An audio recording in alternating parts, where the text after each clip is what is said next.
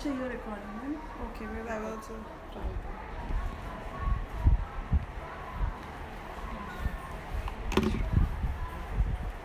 मैं कौन हूँ आया कहाँ से और मेरा रूप क्या संबंध दुखमय कौन है स्वीकृत करूँ परिहार क्या नमः समय साराय स्वानुभूत्या चकासते चित्त स्वभावाय भावाय सर्वभावांतरच्छिदे। समयसार परमागम कुंदकुंदाचार्य द्वारा 2000 साल पहले लिखा गया हमारा ग्रंथ, इसके ऊपर हमारी चर्चा चल रही है। इसमें हमने शुरू के जो अमृतचंद्राचार्य के कलश है उनकी चर्चा करी थी, जिसमें कि समयसार स्वरूप भगवान आत्मा, अनेकांतमयी वाणी, इन दोनों को ही नमस्कार किया गया था। और उसके बाद में उन्होंने बताया प्रयोजन कि मैं ये शास्त्र क्यों लिख रहा हूँ, और वो प्रयोजन था कि स्वयं की ही आत्मा की शुद्धि के लिए, ताकि मेरा उपयोग जब शुभ परिणाम में भी आए तो भी उस शुद्धात्मा की चर्चा हो, ताकि फिर पुनः मैं अपनी आत्मा में चला जाऊं। तो ये उनका उद्देश्य बताया था। पहली गाथा में समयसार की हमने सभी सिद्धों को नमस्कार करके आचार्य कुंदकुंद ने बताया कि क्यों मैं ये समयसार ग्रंथ लिख रहा हूँ और कैसा है ये ग्रंथ। तो क्यों लिख रहा हूँ, क्योंकि जो श्रुतकेवियों द्वारा बात बताई गई थी वो ही बात मैं आप तक पहुंचा रहा हूँ। इसके अलावा जो मैंने ये भी बताया था कि ये सर्वप्रथम वो ग्रंथ है जो कि आप अगर द्रव्यानुयोग में शुद्धात्मा को जानने की बात की अपेक्षा बात करें तो एकमात्र ये ही सबसे पहला ग्रंथ है जो कि हमें ऑथेंटिक प्राप्त है। यानी कि कर्णानुयोग आदि के लिए तो शतखंडागम था ही, लेकिन आत्मा की बात के लिए, अपने मोक्ष मार्ग के लिए सर्वप्रथम यही ग्रंथ लिखा गया था। अब हमने अमृतचंद्राचार्य की टीका पहली कथा की पढ़ ली थी क्या पिछली बार? मेरे ख्याल से वो तो हो गई थी ना, थोड़ा गैप हो गया है तो इसलिए आई एम नॉट श्योर। तो वो हो गया था, फिर दूसरी गाथा में आते हैं। यू हैव द अनुशीलन? Wow great. And 6 books have come and one has come part 3. Yeah, one part 3 was called for. I think Ila Ben had called for it. Yeah, that's okay. So अब दूसरी गाथा हमने नहीं करी है, right? पिछली बार पूरी? ओके। तो दूसरी गाथा है, ये है जीवो चरित दंसण नाणक ठिदो तम ही ससमयम जान पोगल कम पदेसठिदम च तम जान पर समयम। तो जैसे ही उन्होंने बताया पहली गाथा में कि मैं समयसार नामक ग्रंथ लिखूंगा, वो समयसार कहूँगा जो कि शुद्ध केवलियों द्वारा बताया गया है। दूसरी गाथा में वो बताते हैं the obvious question would be कि समय क्या है। तो वो उसके जो दो भेद स्वसमय और पर समय वो समझाते हैं। अब समय शब्द का अर्थ पिछली बार भी हमने डिस्कस किया था कि समय बोलने को 6 द्रव्य को भी बोल सकते हैं, समय इस शुद्धात्मा को भी बोलते हैं, शुद्ध आत्मा नहीं आत्मा को बोलते हैं, और आत्मा में जो शुद्ध आत्मा है वो समय सार है। तो अब उनने क्लासिफाई किया सारे ही जीवों को स्व समय और पर समय में, यानी कि जीव मात्र तो हुए समय,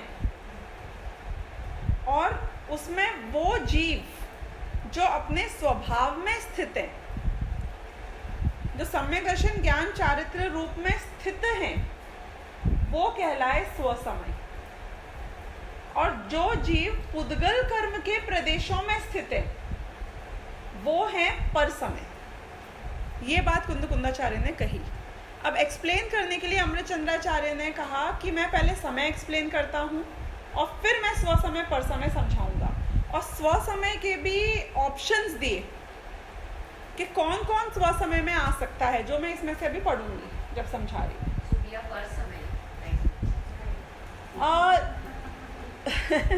मिथ्या दृष्टि इज डेफिनेटली एंड ऑलवेज पर समय। सम्यक दृष्टियों में उनने अलग अलग क्लासिफिकेशन किया कि एक तो 4th गुण स्थान ऑनवर्ड सम्यक दृष्टि हैं, वो सब स्व समय में आ सकते हैं क्योंकि उनका श्रद्धांत सही हो गया है। फिर उनने बोला कि नहीं, जो 7वें गुण स्थान से ऊपर वाले हैं वो सब स्व समय में आ सकते हैं क्योंकि वो शुद्धोपयोग में हैं। तो जिस समय आपका ज्ञान दर्शन चारित्र तीनों एक रूप हो रहा है, उससे युक्त आत्मा है, तो वो शुद्धोपयोगी आत्मा हो गया। तो वो एक अलग क्लासिफिकेशन हुआ कि उनको हम स्व समय कहें। फिर कहा कि नहीं, 12वें गुण स्थान से ऊपर वाले ही स्व समय हैं, यानी कि अब जो परमानेंट शुद्ध हो चुके हैं। तो ऐसे डिफरेंट क्लासिफिकेशन आएंगे स्व समय के, लेकिन मिथ्या दृष्टि डेफिनेटली पर समय है, और बाकी सबकी अपेक्षा हम दूसरे जो उसके अलावा होंगे उनको भी पर समय में गिन सकते हैं। तो सबसे पहले उन्होंने समय शब्द जो समझाया, तो आई एम रीडिंग द आत्मख्याति टीका स्ट्रेट। समय शब्द सम उपसर्ग पूर्वक अय धातु से बना है। अय का अर्थ गमन भी होता है और ज्ञान भी होता है, और सम का अर्थ एक साथ होता है। इस प्रकार जिस वस्तु में एक ही काल में जानना और परिणमन करना, ये दोनों क्रियाएं पाई जावें, वह ही समय है। चूंकि जीव प्रति समय जानता भी है और परिणमन भी करता है, अतः जीव नामक पदार्थ ही समय है। अब ऐसे तो बहुत टेक्निकल लग रहा है पढ़ने में, लेकिन इसका भाव क्या अगर ख्याल किया जाए तो बहुत सिंपल सी बात है कि मेरा स्वभाव क्या है, जानना, और मैं प्रति समय परिणमित हो रहा हूं। तो क्या मैं प्रति समय परिणमित होते हुए ज्ञान से अज्ञान रूप हो जाता हूं कभी? कि ये बात तो सत्य है कि मुझ में उत्पाद, व्यय और द्रव्य ये तीनों हैं। उत्पाद, व्यय और द्रव्य तो आप सबको पता है ना। You also know what is उत्पाद, व्यय, द्रव्य। ध्रुव यानी कि जो कायम रहता है, उत्पाद यानी कि जो नया उत्पन्न होता है, व्यय यानी कि जो पुराना नाश होता है। हर वस्तु में प्रति समय चेंज हो रहा है। जो चेंज हो रहा है वो उत्पाद व्यय है। Something new happening, something old going. लेकिन उस अवस्था में, उस बदलाव में, उस परिणमन में जो कायम है, क्योंकि आप कहते हो ये बदला, जो बदला वो तो बदल गया, पर जो आपने ये कहा ना, ये जो वस्तु जो बदली, वो वस्तु तो पहले वाले पर्याय में और आने वाली पर्याय में कॉमन थी। इसका अगर मैं आपको बहुत ही लेमन उदाहरण दूं, तो आप दुनिया की कोई वस्तु को ले लो, कोई वस्तु को जिसको आप चाहो, अपने आप को ले लो। प्रफुल्ला बहन was one day 1 year old. There was a time some years back when you were 1 day old. Who are you still 1 year old? No, you have completely changed. But who has changed? व्यय हुआ 1 साल की अवस्था का, उत्पाद हुआ जो भी इनकी उम्र आज है। कायम कौन है? इन दोनों में आप कायम हो। प्रफुल्ला बेन कायम है, जो मैंने कहा आप ही थे जो 1 साल थे। वो द्रव्य, वो गुण, वो कायम है। पर्याय है जो कि बदल गई है। तो संसार में जितने भी पदार्थ हैं, जितने भी द्रव्य हैं, कोई भी ले लेना, जीव, पुद्गल, धर्म, अधर्म, आकाश, काल, इन 6 द्रव्यों में एक भी ऐसा नहीं है जो प्रति समय बदलता नहीं है, और एक भी ऐसा नहीं है जो अनादिकाल से आज तक कभी बदला हो। How am I right? उनकी अपेक्षा बदलती नहीं है। पर्याय की अपेक्षा एक द्रव्य नहीं है जो एक समय नहीं बदला हो, और द्रव्य की अपेक्षा तीनों कालों में एक समय नहीं है जबकि वो नष्ट हो गया हो या बदल गया हो। त्रिकाली ध्रुव रहता है हर द्रव्य, उसका ध्रुव एस्पेक्ट हमेशा रहता है, यानी द्रव्य और गुण हमेशा रहता है। तो ऐसे मेरा जो ये जीव द्रव्य है, यानी मैं, अब हम अपनी बात करते हैं, फॉरगेट जीव द्रव्य, ठीक है, आपने कह दिया मैं जीव हूं, मैंने मान लिया मैं जीव। I am talking about my self. Do I change?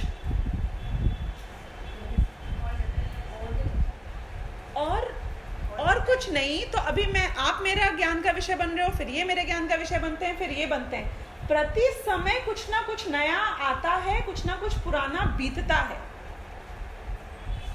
मेरे साथ जो ट्रेजेडी है वो ये है कि जो नया आता है और जो बीतता है मैं अपना अस्तित्व उससे मानता हूं।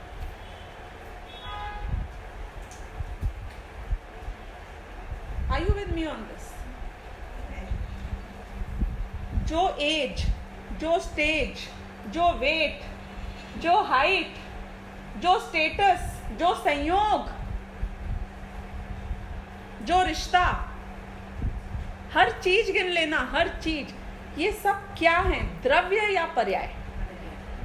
ये मेरा हिस्सा है कि ये मेरे उत्पाद व्यय के पार्ट है? और मैं अपना टोटल अस्तित्व उस पर्याय में स्थापित कर देता हूं, इसलिए पर्याय के विनाश के साथ में मेरा विनाश हो जाता है। तो ये जीव ऐसे प्रति समय मरता है।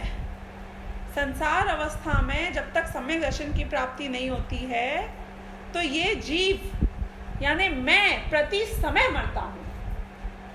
वो लाइन है ना, यो भाव कर्म या भाव मरण सदियों से करता आया।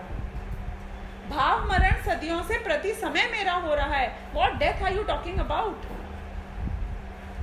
वो डेथ एक बार होती है जीवन में हमारे, हर पर्याय की, हर संयोग की, उस आयु कर्म की, उस गति की। कि किस पर्याय की बात कर रहे हो? भाव मरण तो मेरा प्रति समय हो रहा है।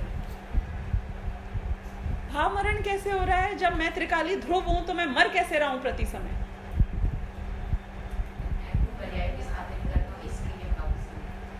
जिस पर्याय की प्राप्ति में तुम तल्लीन हो रहे हो, जिस पर्याय में तुम मग्न हो रहे हो, वो पर्याय की उम्र क्या है?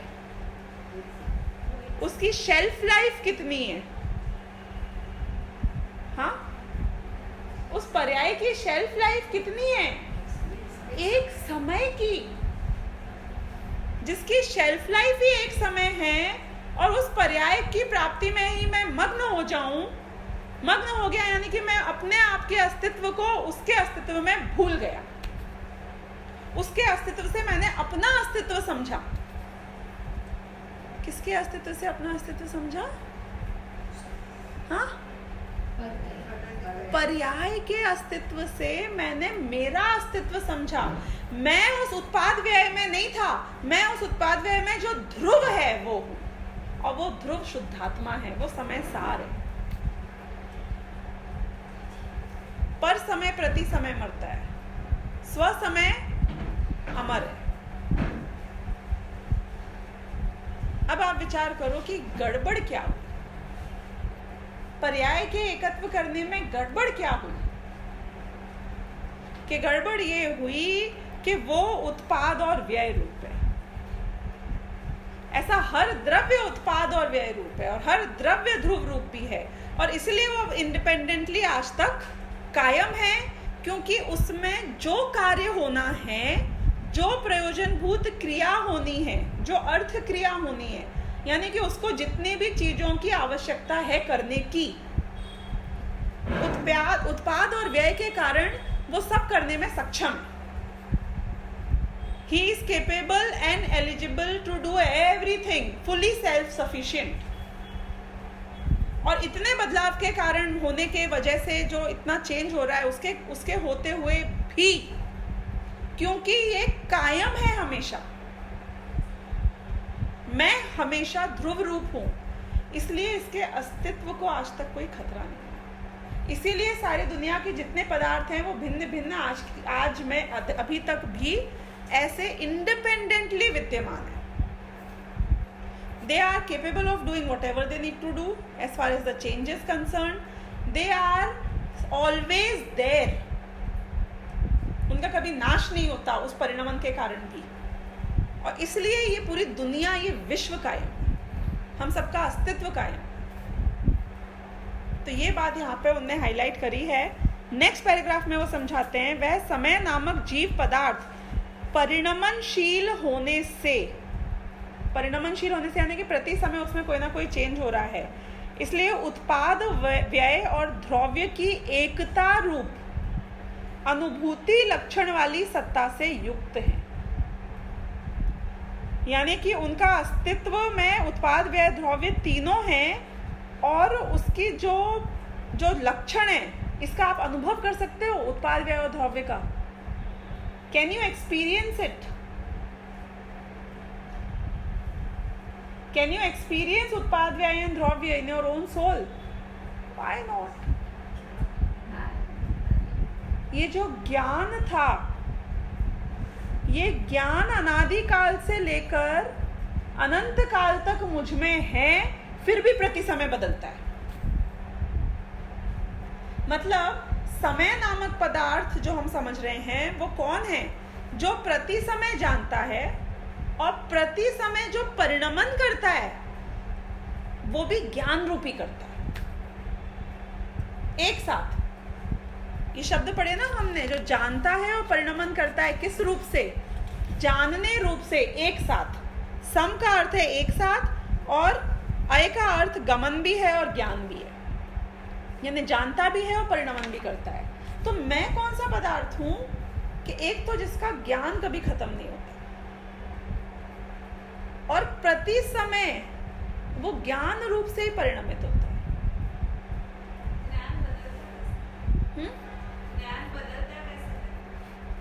ज्ञान की पर्याय पलटती है। ज्ञान कभी क्षयोपशम रूप हो, कभी क्षायिक रूप हो, ये हो सकता है। ज्ञान कभी इस ज्ञेय को जाने, कभी उस ज्ञेय को जाने, ये हो सकता है। लेकिन ज्ञान स्वयं कभी अज्ञान रूप नहीं होता, ये उसकी ध्रुवत्व है। I never cease to be ज्ञान।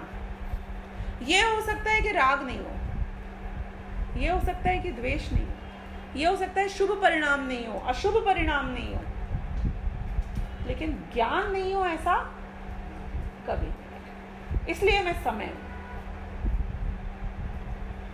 इसीलिए मैं समय हूं। तो सबसे पहले मेरे द्रव्य की स्थापना करी, उसके अस्तित्व को बताया इस शब्द के द्वारा। अब वो बोलते हैं कि ऐसी उत्पाद व द्रव्य की एकता रूप अनुभूति लक्षण वाली सत्ता से युक्त है। ये जीव नामक जो पदार्थ है उसमें उत्पाद व्यय द्रव्य तीनों की एकता रूप, यानी कि ये उत्पाद व्यय और द्रव्य तीन अलग हिस्से नहीं है। They are not three different entities, entity is one, उसके ये एस्पेक्ट्स हैं, इसलिए एकता रूप। ऐसी एकता रूप अनुभूति लक्षण वाली सत्ता से युक्त है। ये बहुत बढ़िया लाइन है, सुनना। चैतन्य स्वभावी होने से नित्य उद्योत रूप निर्मल दर्शन ज्ञान ज्योति स्वरूप है। जब आत्मा का अनुभव होता है तो आत्मा कैसा जानने में आता है, कैसा प्रतीत होता है कि आत्मा पहली बात तो नित्य उद्योत रूप है। नित्य उद्योत रूप है यानी कि प्रति समय तेरे अनुभव में आ रहा है। तुझे आत्मा को जगाना नहीं है, नया उसमें ज्ञान को एनलाइटन नहीं करना है। क्यों? क्योंकि ज्ञान तो प्रति समय तेरे में है। ज्ञान को ढूंढने जाना हो तो कैसे जानोगे, कैसे आइडेंटिफाई करोगे? Interesting question. मुझे ज्ञान को पहचानना है तो ज्ञान का लक्षण क्या है? चैतन्य, ज्ञान और दर्शन को ही कहते हैं। मैं बोल रही हूं कि जानने को जानना है तो कैसे जानोगे?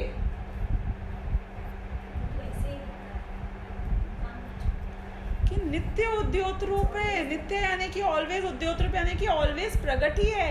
इसका मतलब पता है क्या हुआ? कि घने अंधकार में मैं दिया जलाऊं और बोलूं कि मैं खोजने निकला हूं। किसको? कि दीपक को, जलते हुए दीपक को। जो खोजने निकला है उसे खुद को ही खोजना है। किससे जानेगा उस अंधकार में उस दीपक को? कि किसकी रोशनी में देखूं मैं उस दीपक को? कि वो दीपक की ज्योति से वो खुद को भी तो रोशन कर रहा है। बिल्कुल, वो जो दीपक की ज्योति है उसमें और चीजों को भी रोशनी पड़ रही है। और तुझे किसको ढूंढना है? तुझे उस दीपक की ज्योति को ढूंढना है जो दूसरों को रोशन करता है। तो उसको रोशन कौन करेगा? कि वो तो नित्य उद्योत रूप है, जो खुद रोशन है वही तो वो दीपक है। कि मैं निकला हूं अपने आप को जानने के लिए। किससे जानेगा तू अपने आप को? अपने को, नए को दिखा। कि जो ये जानना है, जिससे मैं जानूंगा वो जानना ही मैं। जो जानेगा, जिस साधन से जानेगा और जिसको जानेगा, ये तीन कौन है? All the three are the same. तीनों एक ही है ना, सेम चीज की बात कर रहे हैं हम। हाँ? आप मेरे पास स्वयं को जानने को आए हो, तो आप जहां आप हो वहीं आपका ज्ञान है। ज्ञान आपसे जुदा तो कभी होता ही नहीं है। तो जिसको जानना है वो पर पदार्थ नहीं है, जिसको जानना है वो आप स्वयं हो, जिसे खोजने निकल रहे हो वो तो आपके अंदर ही विद्यमान है ना। ये भी तो मजाक आता है कि हम खोजने के लिए निकलते हैं मक्का मदीना तीर्थों में, भगवान को यहाँ ढूंढो, इस पर्वत पे ढूंढो, उस पर्वत पे ढूंढो, एक टांग पे ढूंढो, भूखे रह के ढूंढो, पर जिस भगवान को तू ढूंढ रहा है वो तो तू स्वयं है। तो मैं अपने आप को ढूंढने कहाँ निकलूं तो मुझे मैं मिलूंगा? कि पर में ढूंढने निकल रहा है तो तुझे तू खुद कभी नहीं मिलेगा। मेरा ज्ञान पर में अपने ज्ञान को ढूंढे तो वो तुझे कभी नहीं मिलेगा, क्योंकि तुझे जिसको ढूंढना है वो ढूंढने वाला खो गया है। तू खुद है वो। कैसी अजीब सी बात है हमारे साथ। हमें समय सार की आवश्यकता पड़ने की इसलिए पड़ रही है क्योंकि हम खुद को नहीं जान पा रहे हैं। किसको? जो नित्य उद्योत रूप है। ये वर्ड देखा आपने, नित्य उद्योत रूप। अनादिकाल से लेके अनंत काल तक मेरा ज्ञान हमेशा जलता रहता है दीपक की तरह। It is always alive. वो कभी अज्ञान रूप नहीं हुआ। लेकिन अब कैसा? ऐसा ज्ञान जो निर्मल दर्शन ज्ञान ज्योति स्वरूप है। ज्योति का उदाहरण दिया यहाँ पे उसको। अनंत धर्मों के अधिष्ठाता रूप एक धर्मी होने से जिसका द्रव्यत्व प्रकट है। मैं एक सिंगल ज्ञान की ओनर नहीं, अनंत धर्मों को एक साथ धारण करने वाला एक एक्चुअल तत्व हूं, एक एक्चुअल द्रव्य हूं। द्रव्य उसे कहते हैं जिसमें उत्पाद व्यय द्रव्य हो, जो अपने कार्य करने में स्वयं समर्थ हो, जो भूतकाल से भविष्य काल तक बहे, जिसका अस्तित्व लगातार कायम रहे। तो ऐसी मैं एक इंडिपेंडेंट एंटिटी हूँ, self sufficient with so many qualities with in my self. ये बता रहे हैं। क्रम और अक्रम से प्रवृत्त होने वाले विचित्र स्वभाव को धारण करने वाला होने से जो गुण पर्याय वाला है। अब जो गुण हैं वो एक साथ अक्रम से रहते हैं इस जीव में। यानी कि पहले ज्ञान आता है कि दर्शन आता है कि सुख आता है कि वीर्य आता है कि इसमें कोई क्रम नहीं है। They are all together in me. लेकिन जो पर्याय है वो क्रम से आती है, एक के बाद एक आती है। They are never together. पर्याय मीन्स जो भूतकाल से लेके भविष्य काल तक प्रत्येक समय में परिणमन, उसका नाम पर्याय। तो पास्ट का और फ्यूचर का परिणमन एक साथ नहीं हो रहा है, they are happening in different time zone. लेकिन गुण are present in me at the same time insequentially. यानी कि उसमें कोई क्रम नहीं है, कौन ज्यादा कौन कम, कौन ज्यादा स्पेस ले रहा है कि ज्यादा टाइम तक का, ऐसा कुछ नहीं है। गुण are all together with the equal status. तो ऐसे क्रम और अक्रम से प्रवृत्त होने वाले विचित्र स्वभाव को धारण करने वाला होने से, ये विचित्र स्वभाव यानी कि क्रम अक्रम, नित्य अनित्य, ऐसे अलग अलग उल्टे धर्मों को एक साथ धारण करके रखता है ये जीव। तो ऐसे मल्टीपल स्वभावों को धारण करने वाला होने से, कहाँ गया, जो गुण पर्याय वाला है, ऐसे तो गुण पर्याय हैं इसमें। फिर स्व पर के प्रकाशन में समर्थ होने से समस्त पदार्थों को प्रकाशित करने वाली एक रूपता प्राप्त की है जिसने, यानी कि एक तो ये स्वपर के प्रकाशन में समर्थ है, खुद को भी जान सकता है और पर को भी इक्वली जान सकता है, और समस्त पदार्थों को प्रकाशित करने वाली एक रूपता प्राप्त की है जिसने, यानी कि जितने भी दुनिया के पदार्थ हैं इनको एक स्थायी रहकर जान लेता है। ये ज्ञान का स्वभाव कैसा है कि जो इसके सामने आएगा उसको जान लेगा, कि सबको एक साथ भी जान सकता है, ऐसा ये ज्ञान का स्वभाव। ये हमारे पावर की बात चल रही है। अन्य द्रव्यों के जो विशेष गुण हैं, ऐसे अवगाहन हेतुत्व, ये किसका विशेष गुण है? जीव, पुद्गल, धर्म, अधर्म, आकाश और काल में अवगाहन हेतुत्व किसका विशेष गुण है? Very good. गति हेतुत्व, स्थिति हेतुत्व, वर्तना हेतुत्व और रूपित्व पुद्गल। तो पुद्गल, धर्म, अधर्म, आकाश, काल, ये पांचों द्रव्यों के जो विशेष गुण हैं वो बताए, और इन सब के अभाव से, क्योंकि इनमें से कोई भी इस जीव में, आत्मा में नहीं है, एवं असाधारण चैतन्य रूप के सद्भाव से, तो क्या है ऐसा स्पेशल और यूनिक मुझ में कि ये चैतन्य स्वभाव, दिस इज माय यूनिकनेस, उससे आकाश, धर्म, अधर्म, काल और पुद्गल, इन पांच द्रव्यों से जो अत्यंत भिन्न है, वह जीव नामक पदार्थ अनंत अन्य द्रव्यों से अत्यंत एक क्षेत्रावगाह रूप से संबंधित होने पर भी अपने स्वरूप से न छूटने के कारण टंकोत्कीर्ण चैतन्य स्वभाव रूप है। इसको फील करना। हम छयों द्रव्य, मैं जीव और बाकी ये शरीर से लेकर मेरे कर्म से लेकर बाकी सब चीजें, इवन धर्म, अधर्म, आकाश, काल, जो इसी समय इसी क्षेत्र को ऑक्यूपाई किए। मैं एक आकाश के क्षेत्र में हूं, यहाँ पे मैं काल में जीती हूँ, मैं हिल रही हूँ, यानी कि धर्म द्रव्य भी यहाँ पे है, और मैं रुक जाती हूँ, यानी कि अधर्म द्रव्य भी यहाँ पे है। पुद्गल से तो हर आत्मा के प्रदेश पे एक पुद्गल का प्रदेश स्थित है, राइट?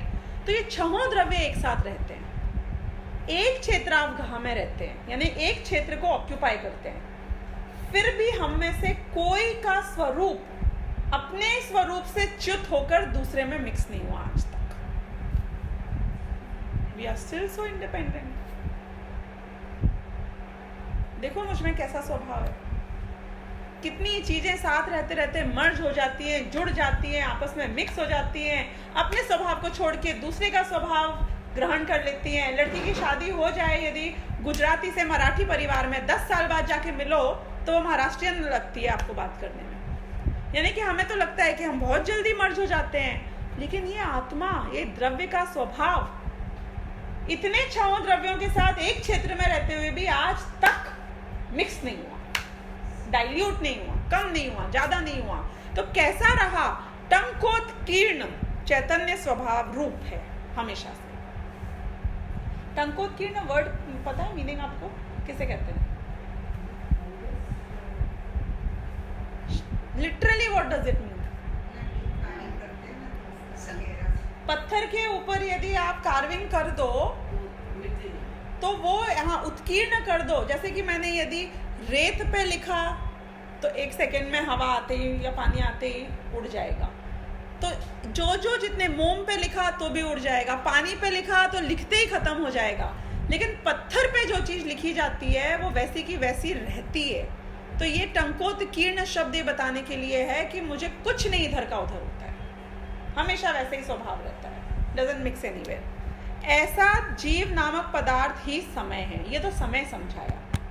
इंडिपेंडेंट एंटिटी ऑफ आत्मा अगेंस्ट ऑल द अदर द्रव्य, staying at the same place with उत्पात व्यय and द्रव्य doesn't happen, nothing happens to it।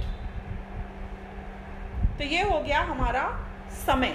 अब ये समझाएंगे स्वसमय। जब ये समय यानी जीव सब पदार्थों के स्वभाव को प्रकाशन करने में समर्थ केवल ज्ञान को उत्पन्न करने वाली भेद विज्ञान ज्योति के उदय होने से सभी परद्रव्यों से अपनापन तोड़कर, यानी कि सबसे पहले भेद विज्ञान ज्योति का उदय होना, यानी कि सम्यक दर्शन की प्राप्ति होनी। सम्यक दर्शन की प्राप्ति कब होगी? जब भेद विज्ञान की ज्योति का उदय होगा, यानी कि सिनोनिमस है भेद विज्ञान होना सम्यक दर्शन से। इसीलिए उन्होंने यहाँ पे जो प्रतिज्ञा करी है कि मैं एकत्व विभक्त भगवान आत्मा समझाऊंगा, तो वो तुम्हें भेद विज्ञान करने की कला सिखा रहे हैं कि भेद विज्ञान कैसे करना। तो ये बोल रहे हैं सब पदार्थों के स्वभाव को प्रकाशन करने में समर्थ केवल ज्ञान, ये कैसे उत्पन्न होगा? केवल ज्ञान कैसा है जो सब पदार्थों को प्रकाशित करने में समर्थ? वो केवल ज्ञान किससे उत्पन्न होगा कि जब तक भेद विज्ञान ज्योति नहीं होगी तब तक केवल ज्ञान नहीं होगा। तो पहली बात तो केवल ज्ञान प्राप्त करने का एकमात्र उपाय भेद विज्ञान ज्योति है। ये बात उन्होंने पहले ही सेंटेंस में स्थापित कर दी। यानी कि जो तपस्या, जो तप, जो संयम, जो क्रियाएं आप ये आज तक मानते आए हैं कि इनसे केवल ज्ञान की प्राप्ति हो जाएगी, वो सारे झूठे हैं। सम्यक दर्शन हुए बिना केवल ज्ञान की प्राप्ति की शुरुआत नहीं हो सकती। पूर्णता तो बहुत दूर की बात है। तो केवल ज्ञान को उत्पन्न करने वाली भेद विज्ञान ज्योति का उदय होना, यानी कि सम्यक दर्शन प्राप्त होना, वो कैसे होएगा कि उसके होने से सभी परद्रव्यों से अपनापन तोड़कर भेद विज्ञान करना है। तो सबसे पहले क्या होएगा प्रोसेस कि सारे परद्रव्यों से अपनापन छूटेगा, यानी कि जितने भी पुद्गल, धर्म, अधर्म, आकाश काल और अन्य जीव, इन सब से अपनापन छूटेगा। अपने दर्शन ज्ञान स्वभाव में है नियत वृत्ति जिसकी, ये स्व समय समझा रहे हैं, राइट। तो उसने क्या किया? भेद विज्ञान ज्योति का उसके उदय हुआ परद्रव्यों के अपनापन टूटने के बाद, और अपने दर्शन ज्ञान स्वभाव में है नियत वृत्ति जिसकी। नियत वृत्ति यानी लगातार उसकी जो वृत्ति है, कॉन्स्टेंटली उसके एटीट्यूड में एकत्व किस में समा गया है कि वो ज्ञान दर्शन स्वभावी जो भगवान आत्मा स्वयं है। हमारा लक्षण अपने आप को पकड़ने के लिए हमेशा ज्ञान और दर्शन होगा, ये बात हमेशा मान के चलो। जब भी सम्यक दर्शन की प्राप्ति होगी, जब भी भेद विज्ञान होगा, जब भी मैं अपने आत्मा को जानूंगा, तो कैसे जानूंगा? हमेशा ज्ञान और दर्शन से जानूंगा, यानी चैतन्य से जानूंगा। अपना अनुभव हमेशा ज्ञान दर्शन से ही होगा। तो इनकी स्व समय की नियत वृत्ति, यानी लगातार उनके एटीट्यूड में, उनके जब तक सम्यक दर्शन कायम रहता है तब तक उनका एकत्व अपने ज्ञान दर्शन में रहता है। पर पदार्थ में बिल्कुल भी नहीं है, ना पर्याय में, ना पर द्रव्य में, न पुद्गल कर्मों में, न राग द्वेष में। एकमात्र ज्ञान दर्शन में उनकी नियत वृत्ति है, यानी कि उस रूप ही वो अनुभव करते हैं अपने आप को। देखो, आपके हाथ में, आप अपनी उंगली से सारी दुनिया देखो। चलो, जैसे just keep looking at the finger wherever it goes. Do just take a trial. उंगली दिख रही है कि पीछे जो है वो दिख रहा है? तो यानी कि नियत वृत्ति में उंगली आ गई ना।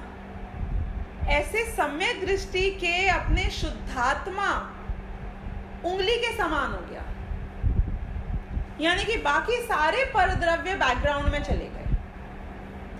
जो हमारे मुनिराज होते हैं, उनको जंगल में शोर शराबा भी बहुत होता होगा, जानवर अजीबोगरीब आवाज निकालते होंगे, आई एम श्योर। वहां पे शरीर को भी कोई मच्छर, कोई चींटी, कोई कीड़ा, कोई सांप कुछ ना कुछ करते होंगे, लेकिन उनकी दृष्टि में अपना आत्मा उस उंगली की तरह है। तो बाकी सब बैकग्राउंड में चले गए, अनुकूल हो या प्रतिकूल हो, अच्छा हो या बुरा हो, सर्दी हो या गर्मी हो, सब कुछ उनके बैकग्राउंड में चले गए, क्योंकि उनकी नियत वृत्ति अपने शुद्धात्म तत्व पे आ गई। तो जब ध्यान ध्याते हैं हमारे मुनिराज, तो उनका स्व के प्रति इतनी मुख्य दृष्टि होती है कि हर पर पदार्थ उनको इतना तुच्छ प्रतीत होता है। अनुकूलता अनुकूलता नहीं लगती, प्रतिकूलता प्रतिकूलता नहीं लगती। जब आप अपनी उंगली को देख रहे हो तो आप मुझे बता सकते हो कि इंटीरियर में कलर कॉम्बिनेशन कितना अच्छा था। अच्छा, बता सकते हो कि रूम कितना साफ था। तो क्यों नहीं फर्क पड़ा? ना कोई चीज अनुकूल लगी, ना कोई चीज प्रतिकूल लगी। क्योंकि दृष्टि में मुख्य तो मेरा शुद्धात्मा था। तो ऐसे उनकी नियत वृत्ति अपने ज्ञान दर्शन स्वभाव में है। ऐसे आत्म तत्व में एकाकार होकर प्रवृत्ति करता है। उस ज्ञान दर्शन स्वभावी आत्मा में एकाकार होकर, यानी कि मैं कौन कि जो ये शरीर को अभी ऑक्यूपाई करे हुए हूँ, फिर निकल के मैं किसी और शरीर में पहुंच जाऊंगा, जो मैं सो रहा है कि जग रहा है कि रो रहा है कि हंस रहा है, हर चीज को जान लेता है। तो उसकी नियत वृत्ति शरीर में नहीं है, उसकी नियत वृत्ति अपने ज्ञान दर्शन स्वभाव में है। वो एकाकार किसमें है? एकाकार, ये वर्ड का मीनिंग पता है? जिस चीज से मैं अपने आप को मैं मानता हूं, उसके आकार स्वरूप में अपना अनुभव करता हूं। साइकिल चलाई है आपने? जब साइकिल चलाते हो तो आप साइकिल से एकाकार होकर चलाते हो, यानी कि आपके डायमेंशंस होते हैं आगे के टायर से लेके पीछे के टायर तक। जब आप गाड़ी चलाते हो तो गाड़ी से एकाकार होकर चलाते हो। मैं निकल जाऊंगा कि नहीं निकल जाऊंगा, 3.5 फीट में तुम निकल जाओगे कि नहीं निकल जाओगे जब गाड़ी चला रहे हो? क्यों? You are not more than 1.5 feet. क्योंकि मैं एकाकार उस काल में गाड़ी से हूं। जो आदमी हमेशा ट्रक चलाता हो, उसको एक दिन आप साल भर के बाद में गाड़ी दे दो, तो उसको अगर जब तक 6 फीट नहीं होंगे वो अपनी गाड़ी नहीं निकाल पाएगा, क्योंकि सबकॉन्शियस में वो एकाकार अपने ट्रक के साथ होके चलता है। तो एकाकार यानी कि अपने आप को उस रूप से अनुभव करके प्रवर्तन करना। हम इस शरीर के साथ एकाकार होकर प्रवर्तन करते हैं, हम राग द्वेष के साथ एकाकार होकर प्रवर्तन करते हैं, हम अपने परिवार के साथ, अपने मकान के साथ, अपने धन के साथ, इन सब के साथ एकाकार होकर प्रवृत्त होते हैं। और जो लोग होते हैं वो अपने देश के साथ एकाकार होते हैं कि नहीं होते हैं? जो सैनिक अपनी जान दे देता है वहां जाकर, वो बिना पैट्रियोटिज्म के तो नहीं दे सकता है कि मेरा देश, मेरी माँ को खतरा किया इनने, ऐसे ही मान के देता होगा ना जान। तो इतनी सस्ती तो नहीं होती है वरना जान कि यूं ही लुटा दी जाए 50,000 रुपये महीने की नौकरी के लिए। तो एकाकार आपने किससे किया? कोई देश से एकाकार करता है, कोई समाज से करता है, हम लेकिन 100% शरीर से तो करते ही करते। तो इनका एकाकार किसमें? स्वसमय का। किसके साथ एकाकार है? कि सिर्फ एक आत्म तत्व में, आत्म तत्व में, आत्म द्रव्य में भी नहीं। जीव, अजीव, आश्रव, बंध, संवर, निजरा, मोक्ष, इसमें जो एक आत्म तत्व है, ये आत्मा वर्ड जो है ना, मैं आपको इसके बारे में भी जरूरी बताना चाहूंगी। उसका मीनिंग पता है क्या होता है? ये हिंदी वालों के साथ बड़ी प्रॉब्लम है, या गुजराती वालों से भी ज्यादा प्रॉब्लम है। आत्मा वर्ड संस्कृत वालों के साथ नहीं है ये प्रॉब्लम। आत्मा वर्ड किस चीज के लिए प्रयोग किया जाता है? वो व्हाइट साड़ी में आईने में दिखती है मूवीज में। What is atma? Soul.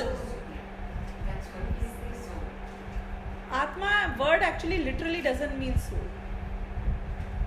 Soul तो छोड़ो, आत्मा वर्ड बताओ मुझे। आत्मा मीन्स मैं, आत्मा खुद को बोलते हैं। नहीं, खुद को। Literal meaning of the word आत्मा इज खुद, मैं स्वयं, मैं खुद। हम बोलेंगे आत्मवृत्ति नहीं होनी चाहिए इसमें, इसको खुद की मान के मत चलो। आत्मा वर्ड खुद के लिए प्रयोग होता है। आई माई सेल्फ एम आत्मा। माई सेल्फ, खाली मी नहीं, माई सेल्फ, दैट इज आत्मा। तो यहां पे हमें आत्मवृत्ति किसमें करनी थी? कि आत्म तत्व में, यानी कि मैं खुद जो तत्व हूं उसमें। और मैं ये वृत्ति करता हूं किसमें? कि मैं शरीर में आत्मवृत्ति करता हूं कि ये मैं खुद हूं, लेकिन करनी थी आत्म तत्व में, जो जीव, अजीव, आश्रव, बंध, संवर, निजरा, मोक्ष में आत्म तत्व है। कौन सा आत्म तत्व? जो कि पर और पर्याय से भिन्न है, जिसमें राग द्वेष नहीं है, जो ध्रुव तत्व है, वो आत्म तत्व है। बहुत इंपॉर्टेंट बात बता रही हूँ मैं। जो अनादि काल से लेके अनंत काल तक ध्रुव रहेगा, अविनाशी रहेगा, एक रहेगा। जो बदलेगा वो मैं नहीं हूं, जो उत्पाद व्यय होएगा वो मैं नहीं हूं। जो अनादि काल से अनंत काल तक ध्रुव तत्व है, वो आत्म तत्व है, वो मैं हूं। उसमें एकाकार होकर प्रवर्तन करता हूं। अब ये शब्द मैं थोड़े हैवी यूज कर रही हूं, तो पता नहीं आप कितना भाव इसका ले पा रहे हो, पर सोचना कभी कि अपना एकाकार उस ध्रुव आत्म तत्व के साथ हो तो आदमी कैसे जिए।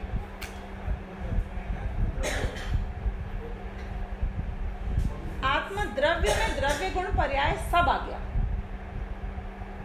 All inclusive full package is आत्म द्रव्य। आत्म तत्व सिर्फ समय सार है, शुद्धात्मा का विषय है, दृष्टि का विषय। ओनली ध्रुव पार्ट आया उसमें, जो बदल गया वो उसमें नहीं आया। That is the difference. तो यही मैं बता रही हूं कि लिव लाइफ फीलिंग एकाकार विद दैट एस्पेक्ट जो अनादिकाल से लेके अनंत काल तक कभी नहीं बदलने वाला है। अब see how you feel about yourself. हाँ ठीक है, चेंजेस हो रहे हैं, मुझ में होते रहते हैं। जब मैं उंगली यहां से वहां लेके गया तो पीछे का नजारा भले ही मूव हुआ, उत्पाद व्यय हुआ, बदला, उंगली वैसी की वैसी रही यहां से वहां तक। ये ध्रुव था। जो यहां से लेके वहां तक एक रहा वो ध्रुव था। जो बदलता रहा वो उसकी होगी पर्याय। मुझे क्या फर्क पड़ता है उससे? क्यों? क्योंकि मेरा एकाकार अब उस ध्रुव तत्व है। अब मुझे एक बात ये बताना, ये तो मैं आज पूरा कंप्लीट करूंगी आत्मख्याति की टीका, तो कि when you live like nothing is going to happen to you, how do you feel about it? हमको कछु भय ना रे, जान लियो संसार। ऐसे ही तो कवि के हृदय से ये पंक्तियां निकली। स्वरूप है, सहज स्वरूप है। There is no fear of anything. Nothing can happen to you. You don't feel like dominating anybody because you can't do anything to others. I am the same. I know what I am. I know what I am going to be. I know what I was. I am constant. और बाकी जो कुछ दुनिया में हो रहा है मुझे उससे कोई लेना देना नहीं है। क्यों? क्योंकि संसार का स्वरूप ही ऐसा है। एक बात बताओ, मैं आपको एक ऐसे बताऊं कि अरे उसकी 2 साल की बच्ची कल रो रही थी, आधा घंटे रोई, तो क्या हुआ? बच्चा है, रोएगा ही ना। संसार का स्वरूप है। आधा घंटे क्या, मतलब 1 घंटे भी रो सकते हैं। क्या हुआ उसमें? बच्चे तो रोते ही है ना। What's so unique about it? कि नहीं, रोना नहीं चाहिए था ना।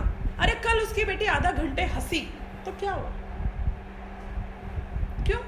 रोने और हंसने में कोई फर्क नहीं है। फर्क होगा, पर दोनों संसार का सहज स्वरूप है। तो तुम कौन हो कि मैंने जान लिया कि हंसी और मैंने जान लिया कि रोई?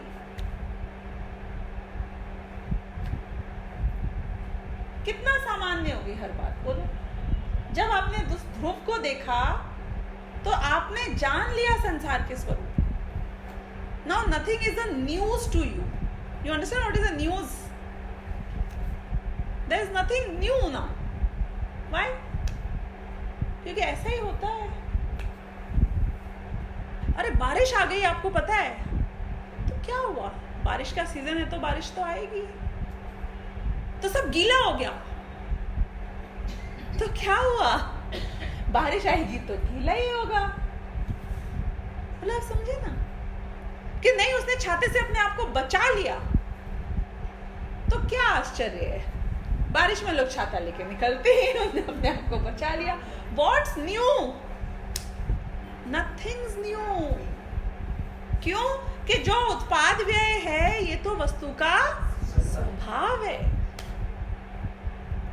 तो ये तो ऊपर नीचे चलेगा, होगा। इसमें कुछ अनुकूल लगेगा, कुछ प्रतिकूल लगेगा, कुछ ऊंचा दिखेगा, कुछ नीचा दिखेगा। पर क्या हुआ? क्योंकि मैंने अब अपना एकाकार अपने उस एक अविनाशी तत्व में कर लिया। तो now you are you are, I mean king size बोलो या you know what you are. No, there is nothing that can surprise you, there is nothing that can depress you. It's okay, everything is fine. It is as it should be. तो ऐसा एकत्व बुद्धि वो हमारी ज्ञान दर्शन स्वभाव में करवा रहे हैं. ऐसी आत्मवृत्ति हमारी आत्म तत्व में होनी चाहिए. सिर्फ ज्ञान दर्शन स्वभाव में. किस में होनी चाहिए? जानने रूप स्वभाव में. राग में नहीं, द्वेष में नहीं, शरीर में नहीं, पुद्गल कर्म में नहीं, और बाकी के लोग तो बहुत दूर की बात है. ऐसी एकाकार वृत्ति मेरी सिर्फ ज्ञान दर्शन तत्व में होनी चाहिए. और वो ज्ञान दर्शन तत्व का अनादिकाल से अनंत काल तक कभी भी कुछ बदलता नहीं. ऐसा हूं मैं. ये बात यहां पर आई. तब ऐसे आत्म तत्व में एकाकार होकर प्रवृत्ति करता है. तब दर्शन ज्ञान चारित्र में स्थित होने से अपने स्वरूप को एकत्व रूप से एक ही समय में जानता तथा परिणमता हुआ स्वसमय कहलाता है. अपने स्वरूप को एकत्व रूप से, यानी कि ये ही मैं हूं, ऐसे रूप से ऐसे ही जाना और ऐसे ही परिणमन किया. यानी कि यही मेरा परिणमन है. ये मैंने अपने आप को जाना भी और उसी काल में इसी रूप से परिणमित हुआ. ये ही मेरी क्रिया है. अब मैं आपको एक जिस पार्ट पे हाईलाइट करना चाहती हूँ यहाँ पे वो ये है, हमें क्या लगता है कि जानना एक काम है और करना कुछ और काम है. बराबर? जैसे मैंने आपसे बोला कि 1 गिलास पानी चाहिए, तो आपने जान लिया, ये तो हुआ आपकी मेंटल क्रिया.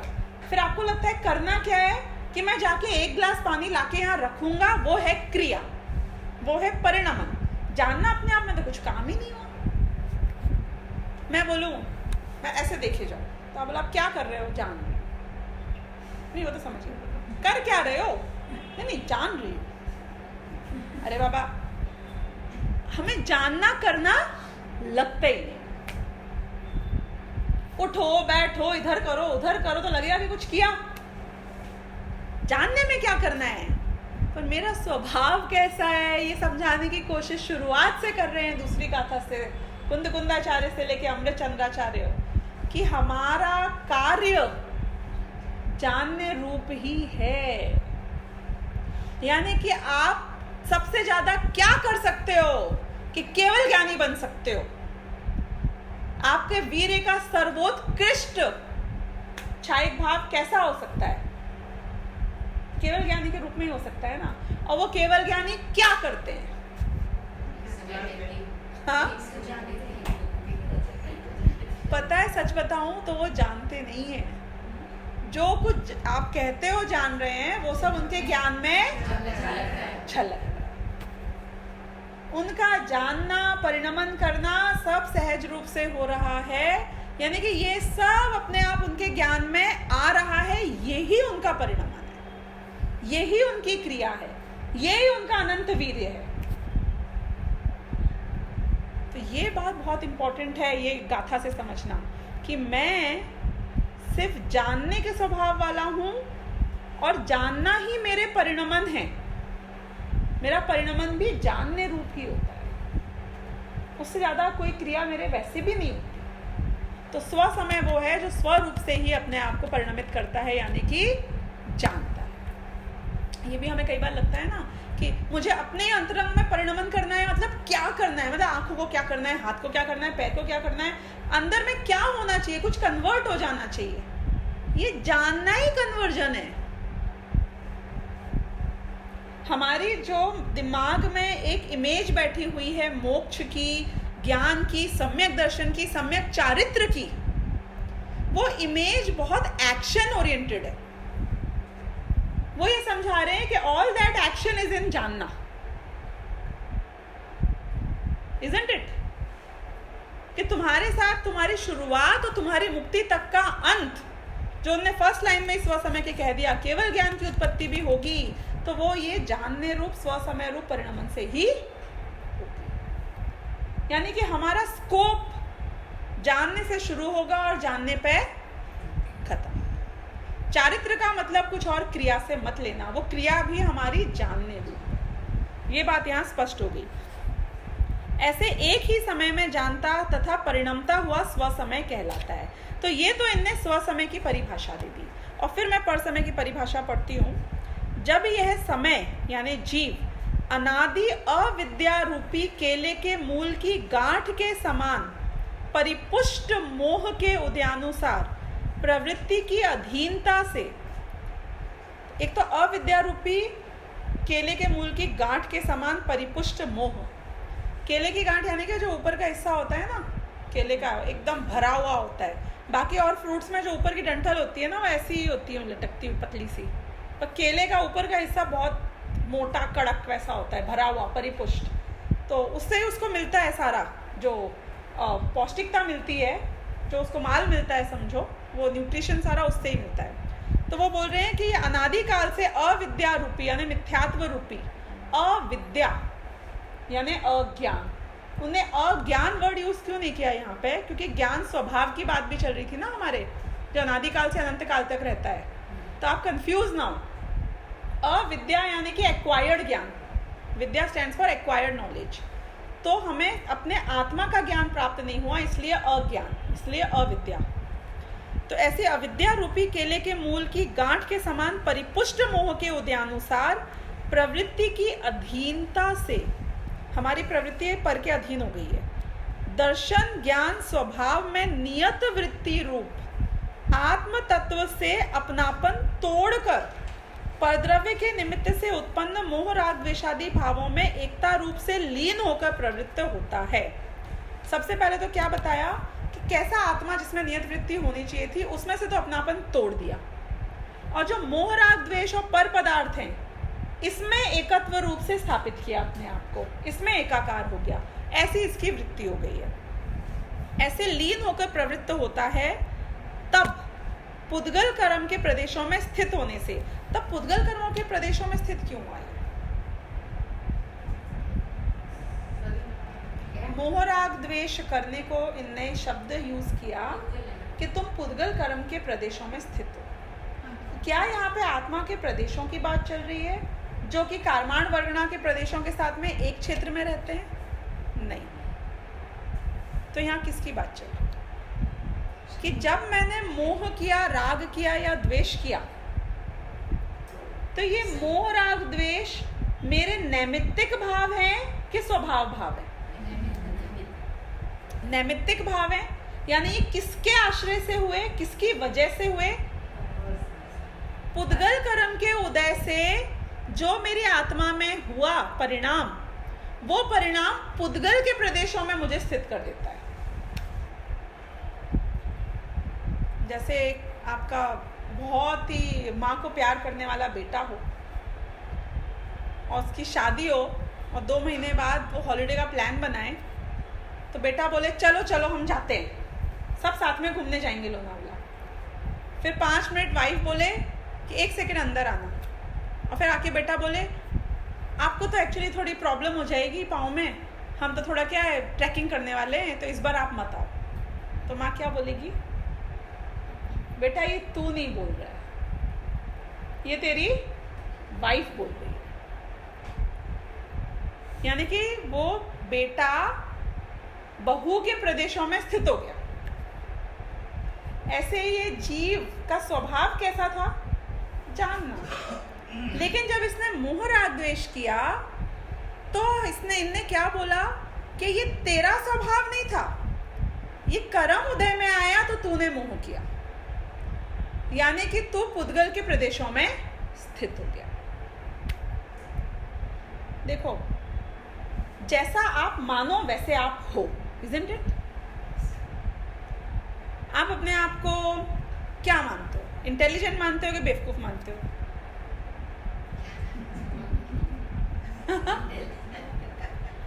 नहीं, कोई बोले कि नहीं मैं बहुत बेवकूफ हूँ, जरूर बिल्कुल ऐसा ही होगा। क्यों? आप जस्ट मानते हो कि आप बेवकूफ हो तो डेफिनेटली आप बेवकूफ होगे ना। मैं थोड़ी बोलूँगी नहीं नहीं आप बहुत इंटेलिजेंट हो, और यदि आप इंटेलिजेंट अपने आप को मानते हो तो आप इंटेलिजेंट हो गए। एक बार ट्रायल करना है तो करके देख लेना। ऐसे सोचना, आजकल मुझे कुछ याद नहीं रहता, आजकल मुझे कुछ नहीं होश रहता, आजकल मैं हर चीज़ भूल जाती हूँ। 5 दिन के अंदर देख लेना, आप जो चीज़ पहले याद रखते थे वो सब भी भूल जाओगे। Literally I am telling you, we drive what we do through our own thought process. आप ऐसा सोचने लग जाओ, ओ आई एम खाद, मैं बहुत शार्प हूँ, मुझे सब पता रहता है, I can do everything, I know it all, मैं तो कभी थकती ही नहीं हूँ। आप देखना, आप थकोगे ही नहीं, you know it all, you are so brave. जैसा मानता हूँ वैसा हो जाता हूँ। तो मैं जिसमें एकाकार होता हूँ, मैं वैसे ही बिहेव करने लग जाता हूँ, इज़न्ट इट? मैं जैसा अपने आप को मानता हूँ, ये मान्यता बहुत बड़ी चीज़ है, मतलब धांसू चीज़ है। लिटरली वर्ड्स में बोलूँ तो it can change everything in your life. आप अपने आप को बूढ़ा मानोगे, बूढ़े हो जाओगे, आप अपने आप को जवान मानोगे, जवान हो जाओगे, आप अपने आप को अबला नारी मानोगे, अबला हो जाओगे, आप अपने आप को ब्रेव मानोगे, ब्रेव हो जाओगे। ये मान्यता ना, ये पता है कितनी बड़ी चीज़ है, ये आपका संसार और मोक्ष का जो गैप है, ये मान्यता की वजह से कमाल की चीज़ है। मतलब ये मान्यता यदि शरीर में एकाकार होकर रहती है तो शरीर की सारी इनसिक्योरिटीज को ग्रहण कर लेती है। ये मान्यता यदि आत्मा में एकाकार होकर रहती है, अपने आप को अनादि काल से लेकर अनंत काल तक अमर मानती है, तो ये राजा बन जाती है। ये ऐसी मुनिराज बन जाती है जिसे किसी का भय नहीं है, इसे किसी से फर्क नहीं पड़ता। कोई बोले कि आपके सिर पे सिगड़ी रख देंगे, रख दो। ये मान्यता का इतना बड़ा डिफरेंस है। तो ये मान्यता की बात यहाँ पे कर रहे हैं। क्या बता रहे हैं कि ये एकाकार किसमें होता है कि मोह राग द्वेष में एकाकार हो जाता है, इसलिए पुद्गल प्रदेशों में स्थित हो जाता है। रागी द्वेषी अपने आप को मानता है तो रागी द्वेषी हो जाता है। अपने आप को पर से इम्पैक्टेड होता हुआ मानता है, ये अच्छा मिला तो अच्छा मानूं, ये बुरा मिला तो बुरा मानूं। ये जो अच्छा बुरे की भावना अपने आप में स्थापित करी मान्यता में कि ये अच्छा है ये बुरा है, तो रागी द्वेषी हो जाता है। और ये ऐसा मान ले कि राग द्वेष तो पुद्गल का है, मुझ में राग आ भी गया ना तो भी मैं इसको डिसोन करती हूँ। क्यों? पुद्गल की वजह से हो गया, temporary phase, it's okay, I don't believe in it. वो राग आ गया तो आने दो ना, द्वेष आ गया तो आने दो। मेरे मान्यता का समर्थन यदि उस राग द्वेष को नहीं मिलता है तो मैं स्वसमय, मेरी मान्यता का समर्थन यदि राग द्वेष के साथ है तो मैं परसन। सारा खेल अपनी मान्यता का है, सब स्पष्ट किया इनने यहाँ पे। तो ऐसे पुद्गल कर्मों के प्रदेशों में स्थित होने से युगपद ही पर में एकाकार होकर जानता है और परिणमता है, ऐसा होता हुआ पर समय कहलाता है। यानी कि उस पर में एकत्व करेगा तो संसारी मोही रागी द्वेषी, और उससे भिन्न आत्मा में एकत्व करेगा तो स्वसमय और वीतरागी बन जाता है और केवल ज्ञान की अंततः प्राप्ति कर लेता है। इस भेद विज्ञान का नाम ही आत्मानुभूति की प्रक्रिया है। लगातार ही पर से अपने आप को क्लासिफाई करते रहना, डाइवर्सिफाई करते रहना, अलग मानते रहना, डिस्टिंग्विश करते रहना, ये मेरा कार्य, भेद विज्ञान की भावना भाना हर तरीके से। इस प्रकार इस समय की स्वसमय और परसमय यह द्विविधता यानी दोपना प्रकट होता है। ये यहाँ पे इन्हें पूरा समझाया। इसके बाद में ये एक्सप्लेन कर रहे हैं कि क्या क्या स्पेशल आत्मा के विशेषण यहाँ पर आए हैं, और फिर इसके बाद में कितने प्रकार के ये हो सकते हैं स्वसमय, वो इसके बाद आया है इसमें। तो ये हम नेक्स्ट लेक्चर में कंटिन्यू करेंगे एक साथ टुगेदर। सहजानंदी शुद्ध स्वरूपी अविनाशी हूँ आत्मस्वरूप, सहजानंदी शुद्ध स्वरूप